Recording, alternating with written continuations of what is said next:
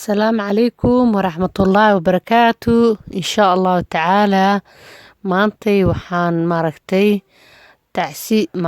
ayaa familkeena gashay maasha Allah eedadiina ayaa dhimatay marka akhyaar insha Allah taala waxaan idin leeyahay eedaday u soo duceeya insha Allah taala eedo oo aabahel dhaltay oo walaashiis run maasha Allah oo la dhaho Haawo Saalax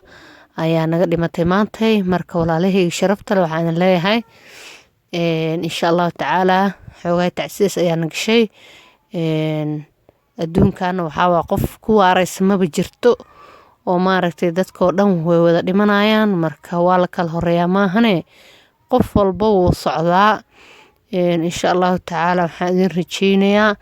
inaad u soo ducey doontaan eedaday oo dhimatay wadankii ku dhimatay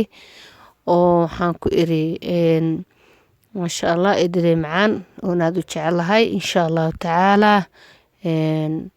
marka insha Allah waxaan rajeynayaa in oo dadka kale oo qaraabada aan nahay oo xajiro kuwa mar walba inta aan iskala socono ayakana waxaan leeyahay eeda Allah u naxariisto